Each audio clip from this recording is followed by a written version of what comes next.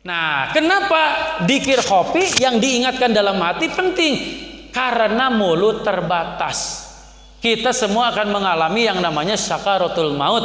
Ketika sakaratul maut, al-yauma nakhtimu ala afwahihim wa tukallimuna aydihim wa tasadu arjuluhum bima kanu yaksibun. Jadi ketika sakaratul maut itu ini udah ngunci, ini juga ngunci, yang bicara telapak kaki yang menjadi saksi. Itu sudah tidak bisa apa-apa, walaupun ditalkinkan misalnya ke dalam telinga, sebetulnya manfaatnya sudah sangat-sangat sedikit, walaupun itu sunnah untuk dilakukan. Ya, mentalkinkan orang yang mau mati walaupun sunnah, tetapi pengaruhnya sangat sedikit. Ya, karena ini semua sudah pada ngunci. Nah, sudah pada ngunci. Maka yang perlu kita pelajari dikir khofi. Nah, dikir dalam hati. Kita masuk pintu WC. Di dalam WC mulut sudah harus tertutup dari dikir-dikir kalimat suci. Jangankan dari dikir kalimat suci, nyanyi wae teu meunang. Pan urang sok aya harurang hariringnya di WC, makruh itu teh. Nyanyi saja dilarang, apalagi melafalkan kalimat suci. Bagaimana kalau mati di dalam WC? Sementara Rasul menyatakan man kana akhiru kalami la ilaha illallah dakhalal jannah. Siapa orang yang tungtung umurnya, ujung umurnya mampu mengucapkan kalimat la ilaha illallah pasti masuk surga. Bagaimana kalau matinya di WC? Nah, ini bahaya kalau tidak belajar dikir khofi. Nah, kemudian makanya dalam pandangan saya teu dijamin jalmi bahagia maot di masjid. Teu dijamin hina jalmi nu maot di WC. Jalmi maot di masjid teu dijamin sukses, teu dijamin baik. Boating budak pamuda mabok, sosolontodan, nubruk panto masjid, akhirnya maot di masjid, belum tentu mulia. Tuh kan, maot di WC belum tentu hina. Nah, makanya dikir khofi penting dalam hati.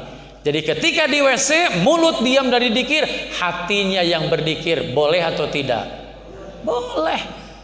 Mau makan kita berdikir. Coba ketika mau makan suka dikir, Allahumma barik lana bima razaqtana wa qina ada. Itu juga dikir kan, doa juga termasuk dikir. Selesai makan dikir, pasti dikir, doa lagi. Ketika ngunyah dikir atau tidak? Nah ini erek dahar dikir, beres dahar dikir, naik ke dahar nah henteu, padahal justru itu sumber kenikmatan. Heumaknya cenah Kang Haji misalnya la ilaha illallah, la ilaha illallah, lain we eta nu dipakena dikir di dalam hati. Ini yang dalam hati, setiap helaan napasnya ada dikir. Itu saya aja turun dari masjid, mulut itu bisa berhenti. Misalnya dari masjid subhanallah, subhanallah, subhanallah, subhanallah. Ada jamaah dari Permata Biru, Pak Haji Atus uhti mana? Subhanallah, subhanallah, subhanallah. Pak Atus bade ka mana? Subhanallah, subhanallah, subhanallah. Pasti ujungna teh, ai Pak Atus ti ira hagelo, pasti gitu. Nah kan kita Pak Atus bade ka mana? Oh Ibu bade ka Payun. Jawab dulu, berhenti sebentar. Tapi yang tidak berhenti itu adalah hati. Makanya Rasul ya wakana Rasulullah SAW yadkurullah bi kulli ahyani.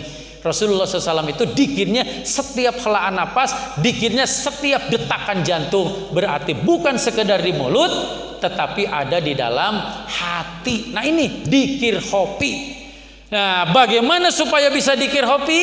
Adzikru fi qalbi dalam kitab Hikam, adzikru fi qalbi layan butu binafsi pamanabata mimalam yudpan la yatimu nataju. Dikir di dalam hati tidak bisa tumbuh dengan sendirinya, karena sesuatu yang tidak ditanam tidak akan tumbuh, tidak akan berbuah dengan sempurna.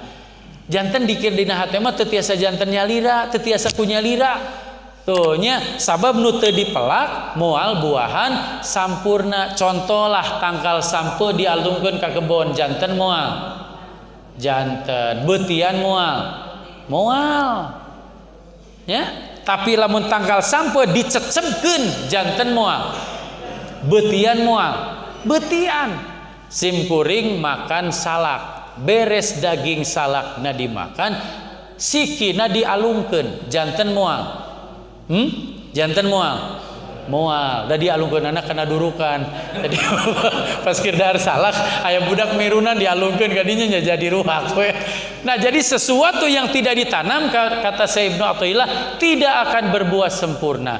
Lalu bagaimana caranya? Nah, dalam kitab Sirul Asrar, wa yajibu talabal hayatil qalbil ukhrawi min ahli talqin qabla pautil waqti inna dunya majra'atul akhirah wa malam yajra lam yahsud bil akhirah. Mesti bagi kamu sekalian berupaya mencari guru yang bisa menghidupkan hati supaya bisa berzikir kepada Allah di dunia sebelum mati, namanya ahli talqin. Dunia tempat bertanam, akhirat tempat panen. Yang tidak menanam di dunia tidak akan bisa panen di akhirat. Berarti guru, Pak. Jadi supaya hati kita bisa berzikir, maka kita harus memiliki seorang guru. Dasadayana lah teu nganggo guru mah moal beres. Punten ngaos Quran urang nganggo guru henteu. Belajar baca Quran pakai guru, belajar fikih pakai guru, tanpa guru pan gitu. Malah sayon pasaihu saiton. Kata saya Abu Yazid Al-Bustami, orang yang tidak punya guru, maka gurunya itu adalah setan. Karena nilai kebenarannya tidak akan benar. Ketika kita sholat aja tanpa guru, mau benar bagaimana secara aturan? Maka wajar, kata beliau, yang tidak punya guru itu gurunya setan. Karena ngarang-ngarang pasti. Ya, pasti ngarang-ngarang. Makanya punya guru. Ya, baca Quran saya juga punya guru, saya juga dulu. Nah, zaman baheula mah pan sim kuring. B jabar ba, P jabar pa, sin JRC, ya jabar ya cekuru tesok baca, Bapak sia, pan gitu. Baheula mah pan gitu ngaji Quran teh. Mai barudak ayeuna mah pan tuh pakai Iqra mah cepet lah. Cepet 3 bulan sudah bisa baca Quran. Tapi tong ngaledek anu alif jabar A B jabar ba. Karena yang generasi dulu ketika ditanya tajwid pasti mahir. Anak-anak sekarang baca Quran tuh bener-bener. Tapi ketika ditanya, kenapa ini ade panjang? Teu apaleun eta teh mad tabi'i, teu apaleun. Nah, kalau zaman dulu tahu kenapa panjang mad tabi'i, alif aya sabada jabar, apal. Tapi kalau anak-anak sekarang baca Qur'annya bener, cepet, tapi ketika tajwidnya ditanya itu biasanya banyak yang tidak memahami. Nah, jadi belajar untuk melawan setan dengan dikir jahar, dikir khofi, dan untuk bisa berdikir ini perlu pendampingan dari seorang guru. Nah, makanya saya belajar dikir ini ke Pangersa Abah Anom almarhum dulu, datang ke Suryalaya, saya bertanya, "Pak, saya ingin belajar dikir." Kemudian dikasih tahu, tidak berat. Ini dikir jahar diucapkan oleh lisan, begini cara dikir khofi diingatkan di dalam hati. Di dalam dikir lisan, kalimat yang paling ditakuti oleh iblis hanya satu kalimat, adnu sayatinakum bikasroti kauli la ilaha illallah. Perangilah. Tuh kan, perangilah setan-setan itu dengan memperbanyak mengucapkan la ilaha illallah. Karena setan dalam kitab Al-Muhtarul Hadis itu pernah menyatakan kepada Rasulullah sallallahu alaihi wasallam, ahlaqtun nas bidunub wa ahlaquni bila ilaha illallah. Aku akan menghancurkan umatmu supaya suruh berbuat kesalahan. Umatmu menghancurkan aku ketika mulutnya mengucapkan kalimat la ilaha.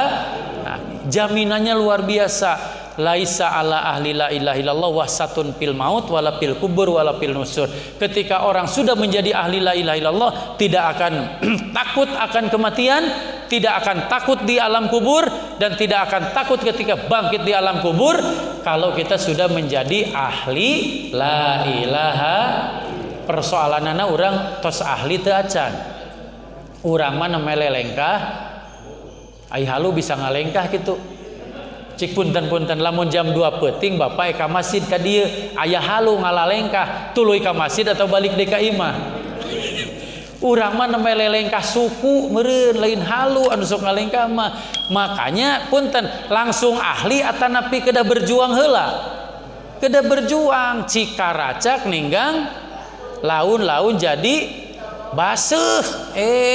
Tong sok disalah-salahkeun. Cikaracak ninggang batu, laun-laun jadi basuh tuh nya. Maka sing kompak ketika berjamaah seperti ini ya, ketika orang mengucapkan la ilaha illallah seorang satu nilai, tapi kalau 10 nilainya 10. Maka kalau kompak berjamaah kacai jadi basuh meureun, kadarat jadi garing gitu. Aslinya eta mah paribahasa kolot salah dituturkeun wae. Makanya jangan sampai ada pertentangan dengan tetangga ketika beramal supaya caina herang laukna katingali. Astagfirullah. Eta aku arium caina herang laukna katingali. Lamun beunang mah eta nu tadi tukang mancing, lamun dipancingnya beunang. Sakitu paribu harin sadayana, walaupun sakedap mudah-mudahan panjang yuswa sadayana hasil maksad anu saya tebi tina bali dunia senarang akhirat. Allahumma shalli wa sallim wa barik amin ya Allah ya rabbal alamin. Alhamdulillahirabbil alamin hamdan yafi ni'ma wa yukafi mazidah. Ya rabbana lakal hamdu kama yang bagi li jalali wajhil karim adimi sultanik. Ya Allah ya Tuhan kami, ampunilah dosa-dosa kami, dosa kedua orang tua kami, dosa keluarga besar kami, dosa umat muslim di mana saja berada ya Allah. Ya Halim ya Salim ya Karim, ya Allah jadikanlah rumah tangga kami sakinah mawaddah warahmah. Jadikanlah putra-putri kami putra-putri yang soleh dan solehah. Kabulkanlah segala tujuan baik kami dunia akhirat. Hindarkanlah kami semua dari malapetaka dunia dan akhirat. Ya Allah yang maha memudahkan segala sesuatu, mudahkanlah kami untuk bisa berziarah ke tanah suci, melaksanakan ibadah haji maupun ibadah umrah. Ya Allah jadikanlah kami semuanya hamba-hambamu yang istiqomah dalam melaksanakan ibadah. Ketika meninggal dunia jadikanlah kami dalam keadaan husnul khatimah. Rabbana ftah bainana wa baina qaumina bil haqqi wa anta khairul fatihin. Rabbana anzilna munjalan mubaraka wa anta khairul munzilin. Subhana rabbika rabbil izzati amma yasifun wa salamun alal mursalin walhamdulillahi rabbil alamin wa antasimu bihamdillah. Al-Fatihah.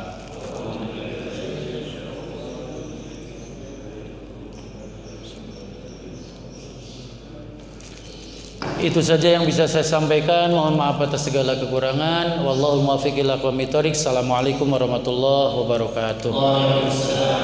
Yang ingin melihat saya Isaro 18 Juni jam 15.30 di TPRI Jawa Barat, Cahaya Kolbu. Saya kebetulan pengasuh Cahaya Kolbu.